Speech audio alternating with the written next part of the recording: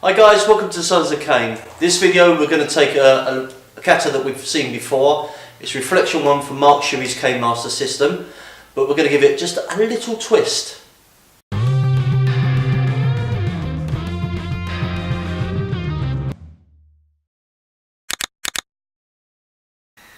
When I see a lot of kata, and I see this a lot, people look at it very two-dimensionally. Quite often what we do is do the kata on the floor on our back, and then we can see groundwork applications. So what I'm going to do is the first three moves of Reflection 1, as we did previously, but see how it works as a groundwork technique. So what we're looking at is the first road of Reflection 1. So if I'm in this unfortunate situation, I can't get up, what we've got, we're bringing the cane over, pushing, striking, thrusting. So you can probably now think, oh, I've just seen some techniques there. So you could either have somebody coming in, or we've got somebody in a mount position or a side mount, or somebody in from the top. So we'll just look at one of these applications. So what we're going to do for this one is, Callum's going to come in for a side mount. So he's got his knees tucked in, he's got the double lapel grab, he's going in. So before he can start doing all the nasty things he wants to do to me, first move of the kata, I've turned myself slightly, using my hip and my foot to just get in position. I'm bringing this round. If I clip him on the way around, that's always good. And I'm pushing that down. So I'm going to go for these pressure points here, or the balance point, and I'm going to bring him in closer. Normally here we would do this ankle strike. I'm going to use the crook. I'm sure of the crook. And straight away I can see lots of other things I could be doing with a crook hook or a strike. But what I'm going to do then, I've given him this tap, either on the temple, any of these pressure points.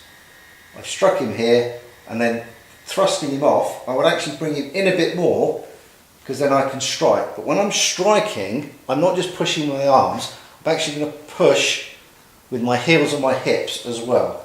I can go across the chest for safety, and then depending on the danger of where I'm feeling, will negate where I'm going to actually strike. So it may be across the chest to get him off, I may strike him in the throat or the face, but I'll be pushing off. The next move of the kata is to turn, so that would be me sweeping him off one way or the other, and then me to get up and get away.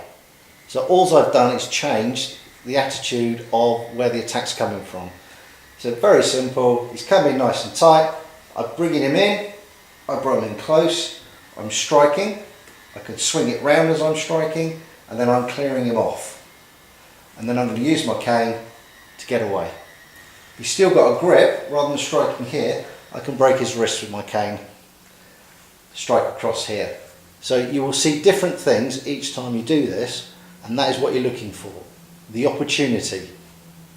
So when we're looking at the groundwork stuff, think of your kata, think about what happens if I'm on the floor on my side or my back.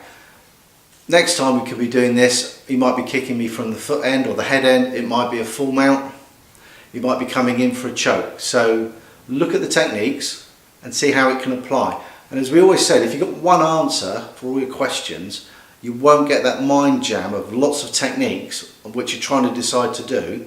If you can just remember one set of techniques which answers all your problems, it will help that. And everything else you've learned beyond that will be your backups in case it doesn't work.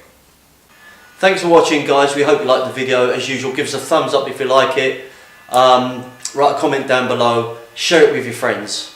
As always, if you haven't subscribed, please give us a subscription. Don't forget to ring the bell, and as always, free to fear.